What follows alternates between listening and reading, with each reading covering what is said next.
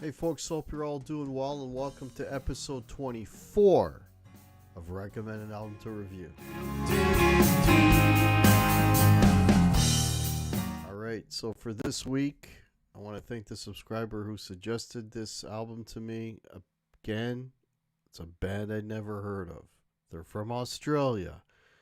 Outside of AC/DC and NXS, don't know a lot of Australian bands, but I think this is the second Australian band that I've done a show on. Don't ask me the first band because I can't remember, but I remember there was another one.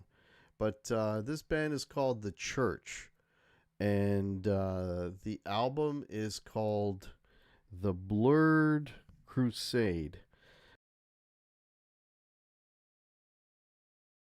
And this came out in 1982. And when you listen to it, it's really a product of its time. It's got all of those sort of 80ish guitar tones and a lot of clean guitar.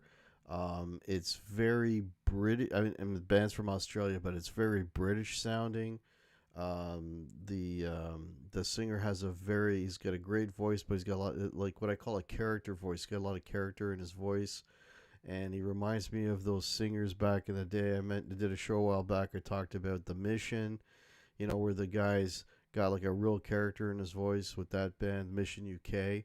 And this is sort of along the same lines with the vocalist, but the guys on this record in that band, The Church, we've got Steve Kilby, lead vocals, bass guitar, keyboards, and slide guitar. We got Peter Copes, lead guitar, backing vocals, percussion, tubular bells. He plays piano on one track you took, and then you've got Marty Wilson Piper, electric and acoustic, 12 and 6 string guitars, lead vocal on Field of Mars, and you've got Richard Plug on drums and percussion. This is, again, very much a record of its time. If you really like that sort of,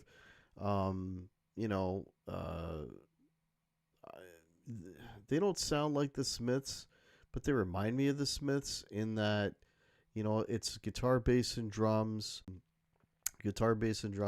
and sort of kind of like Morrissey. He's got one of those voices. He doesn't sound like Morrissey, but he's got one of those voices where it's a character. He's got like a strong character in his voice, but it's sort of that kind of vibe. It's very melodic, very musical. The compositions are really, really well done.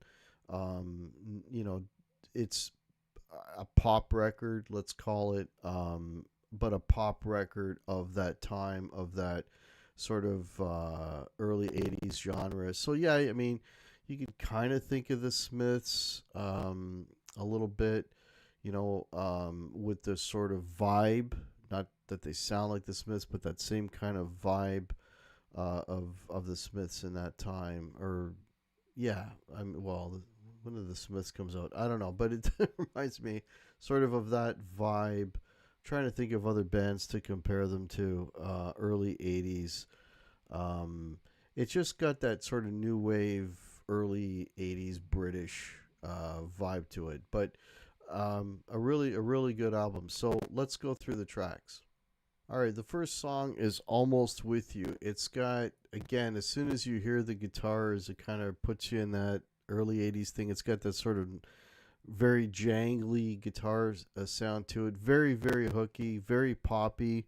These guys I don't know how much radio play they got, but this song, I could definitely hear it as a radio track back at the time. A really catchy tune, very, very well done. Just a really nice pop song for the opening track, Almost With You. All right, then you get the second track, When You Were Mine. It's sort of bass driven. It's got that thick bass, and then the guitars kind of splashing over top, and I think they're using Telecasters or Strats, very Fendery sounding guitars splashed over top of this. Now I'm thinking of other bands that this is kind of reminiscent of, Simple Minds, maybe The Fix, sort of that type of vibe. But yeah, another really good song. I mean, if you like sort of that era of early '80s British guitar pop. This will be right down your alley, and I mean that's another good one. I don't think, yeah, there's really no dogs on this record. The songs are either like really good or great, and I guess it's more if you like this type of music, you'd probably dig this because this is a really good example of that style of music. But all right, let's go on to track number three. All right, then we've got Field of Mars. This is a very sort of atmospheric. There's some keyboards in this one. It's a very vibey type of song. Yeah, and yeah, it's sort of that whole again the fix kind of, or maybe orchestral maneuvers in the dark OMD. Maybe not so much, but it's sort of that vibe. But kind of a moody track, very atmospheric, Field of Mars, but not a bad song. All right, then you got an interlude. It's kind of a moody song. Not a bad song. Not one of the better songs on here. It's a little drawn out. Most of their tracks are actually surprisingly they're not the 3 minutes. Songs are a lot of them are like 4 or 5 minutes. But a very moody track, not a bad track interlude, but but again, along the same vein. All right, then you got Secret Corners. Now, this is a pretty short song. It's under 2 minutes, but again, sort of that clean chorusy guitar, kind of moody. The lyrics are kind of introspective. Kind of again puts you. The other band that sort of reminds me a little bit. I know they were in an early '80s pop band, but they kind of went in that direction with their stuff. Some of their stuff was sort of kind of reminds me a little bit of the Kinks too. Maybe the Britishness of it. It's very British, right? All right, then we got Just For You, some acoustic guitars going on with some electrics mixed in. Another hooky song. All these songs are very hooky, very poppy. Very much, again, a song of its time. Not a bad track, Just For You. Not bad. All right, they got a Fire Burns. This is one of the, not that these guys are heavy, but one of their sort of heavier songs, kind of based on like a chordal riff at the beginning. It's one of the better songs on here, actually. I kind of dig a Fire Burns. It's got a nice chorus off that riff and a nice verse and really nice melodies, like super. I mean, there's a lot of really good pop melodies and pop hooks on this record, and Fireburns is a great example of that. Because it kind of starts off a little more of a heavier guitar, but then it evolves into the sort of, again, the pop melodies and pop hooks. It's a good. I think it's one of the better tracks on here.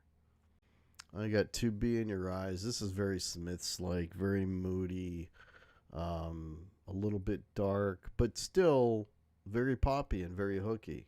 And again, the singer, I just love his vocals. I mean, he's just got that character in his voice that I dig. I dig those vocalists from that time because they always had a really nice character to their voices. But yeah, another great track. All right, then you've got the Opus You Took, which is just under 8 minutes. Now that one's very.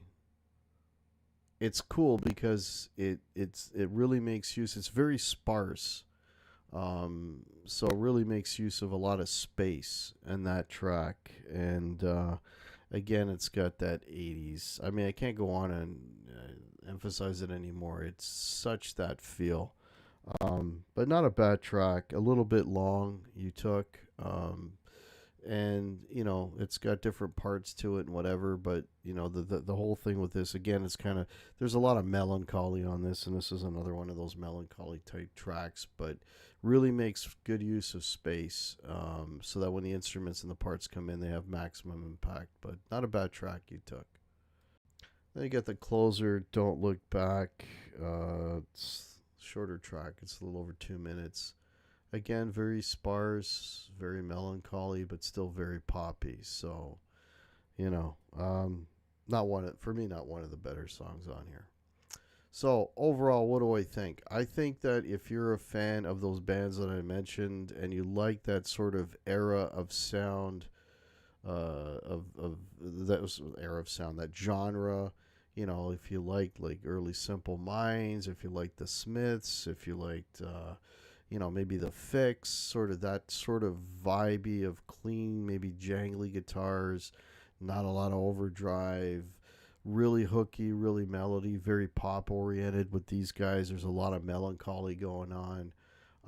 If you like, and very, very Brit, this is Brit pop, like to the nth degree, even though they're from Australia. But this is a very Brit pop sounding band. If you like that type of thing, you'll really dig this record. So, if I was to rate this out of five, I would probably. I guess it depends on what mood I'm in. If I'm in a nostalgic mood and I'm, hearkening back to those sounds from that time, I'd probably give it a 3.5. Um, if I'm not in the mood for that sort of thing, then it would probably linger more around a 3. But not a bad record. Not a bad record.